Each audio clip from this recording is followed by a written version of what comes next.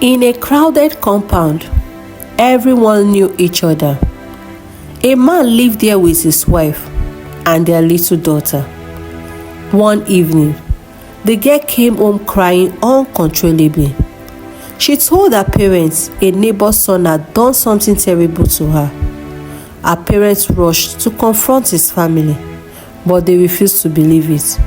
Our son would never do that, they said. Your daughter is lying. The father was broken and angry. That night, he left the house quietly. No one knew where he went. Early in the morning, the whole compound woke up to shouting. The same boy was running around naked in the streets, screaming, completely mad. People gathered in fear. No one knew what happened because there was no evidence, there was no confession. But the girl's father stood at his doorway, silent. And from that day, nobody ever called his daughter a liar again.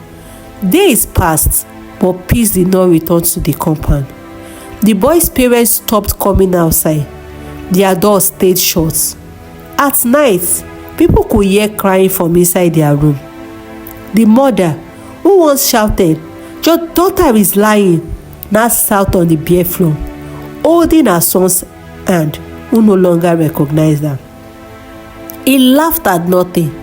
He screamed at shadows. Sometimes he ran from people that were not there.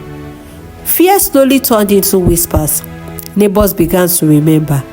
They remembered how the little girl trembled that evening. They remembered the scratches on her arms. They remembered how she could not even look at anyone while speaking. And guilt began to spread across the compound. One afternoon, the boy's father walked slowly to the guest house. For the first time, he removed his cap. He stood at the doorway for a long time. Then he went on his knees. "I am sorry," he said, his voice shaking. "We protected our son, but we destroyed your child." The girl's mother began to cry. Everyone expected the girl's father to shout, to insult him or chase him away. But he did not. He was quiet for a moment. Then he called his daughter. The little girl came out slowly and hid behind him. He gently placed his hand on her shoulder. "We did not pray for your son to suffer," he said calmly. "We only prayed that the truth would speak." The compound was silent. The boy's father was crying now.